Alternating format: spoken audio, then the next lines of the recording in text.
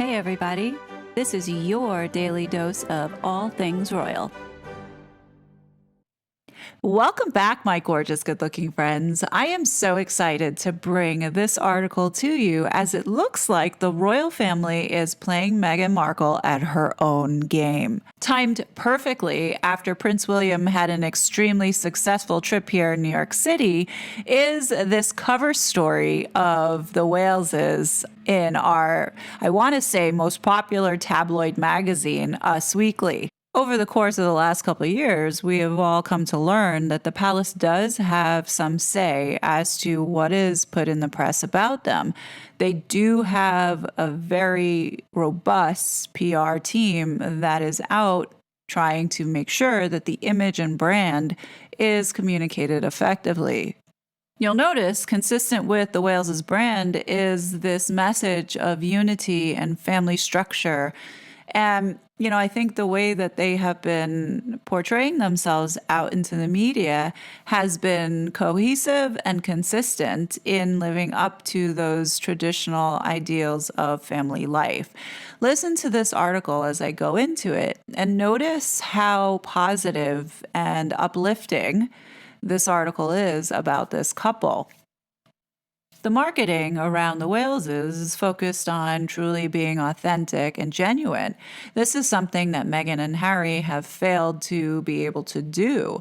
And the reason why the Waleses are successful is because they genuinely are authentic. When you see Catherine, she radiates with an authentic and genuine smile. You can see how caring she is, as well as William, in listening to others and making it about others. And that clearly shines through. The article begins on September 14th, Prince William and Princess Kate. Now, this drives me up the wall that they can't get this right and call her Princess Catherine, but we're American, so what do we know? I'll give them that pass, but please make the correction.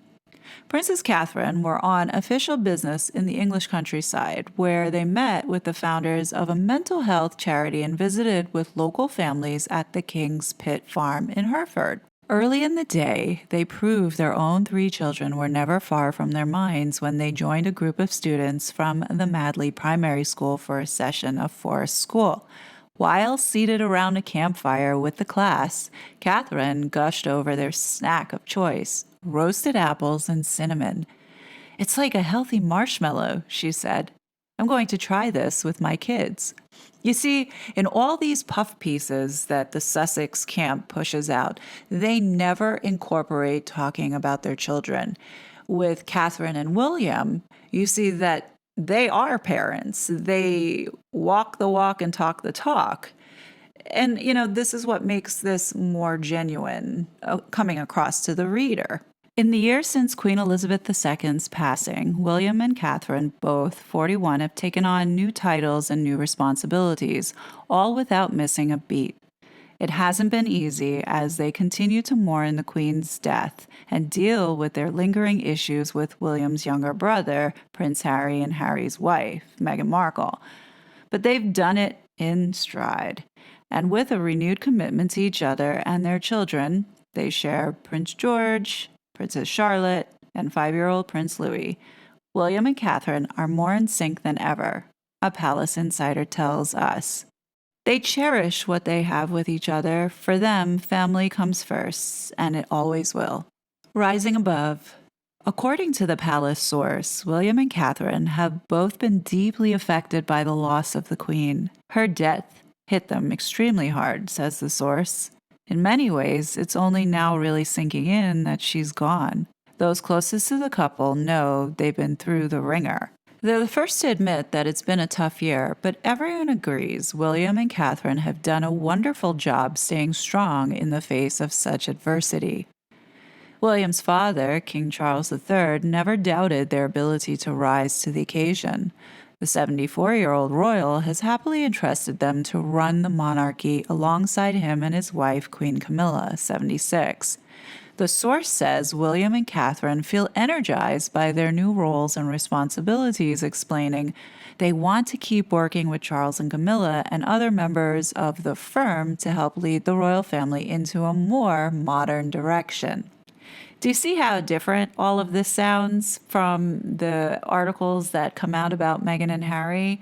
It feels very authentic, very genuine. We all know that they had a tough year with the Queen's passing. We've seen them united and carrying out and going on with their duties. All of the challenges have brought William and Catherine closer. They're in awe of each other, says the source. William tells anyone who will listen that he couldn't do it without Catherine, and she echoes that right back. They've been engaging in some PDA lately. William used to be quite awkward about showing too much affection, says the source, but Catherine helped him relax.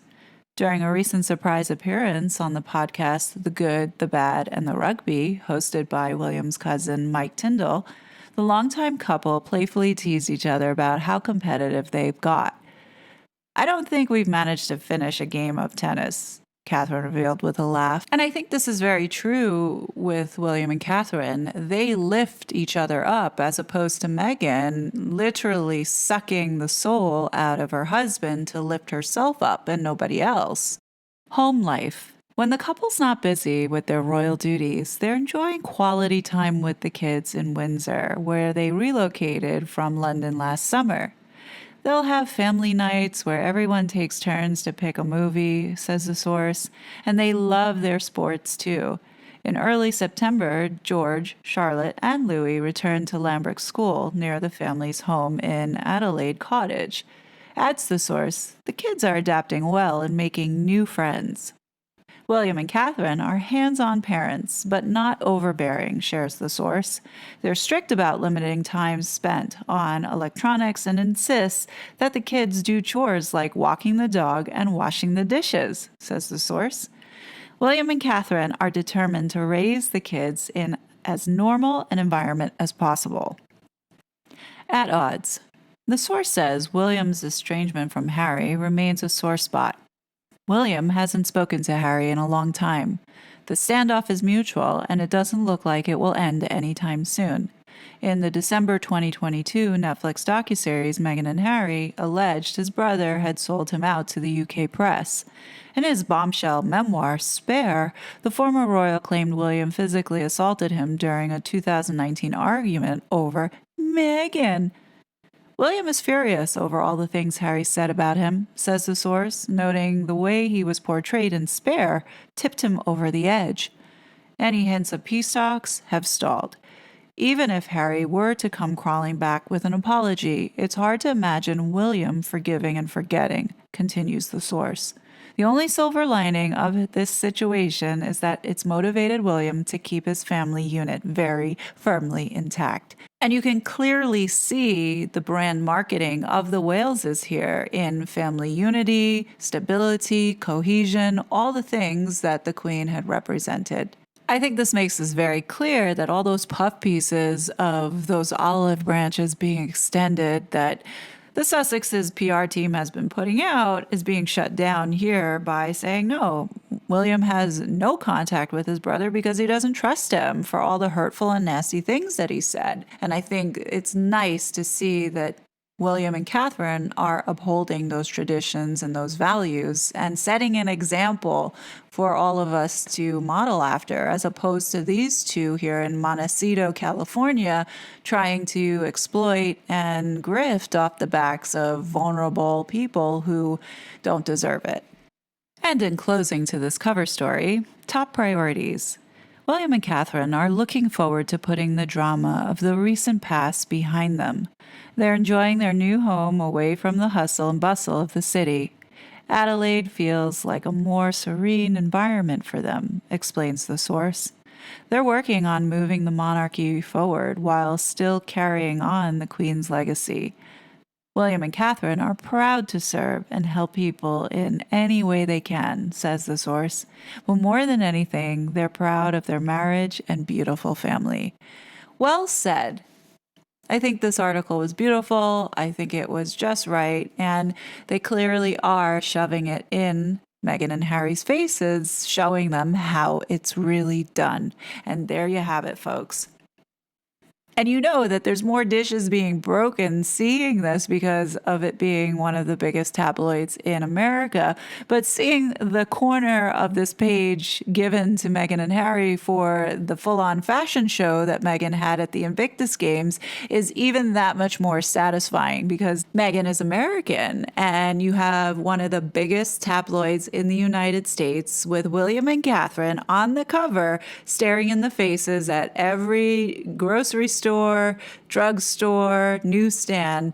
And Meghan's probably saying to herself she should have had it because of her worldwide privacy Invictus tour and fashion show should have gotten it, but it didn't. And I think this was the best burn this week to the couple and making everyone realize this is royalty, not the trash that we see in Montecito. But that's just my opinion.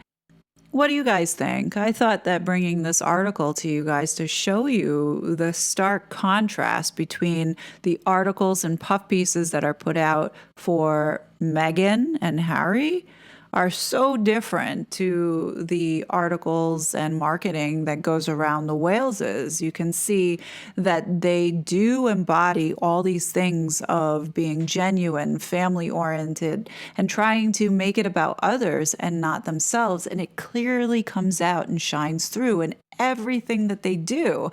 As opposed to when you see Meghan and Harry and they talk about being powerhouses, it just makes you want to say, just shut up and sit down and go away. Like these folks, when you look at what they're doing and just the way that they carry themselves with others, they make you want to do better. Looking at what they are representing is what we really need to get back to. And that's why I fell in love with the monarchy in the first place.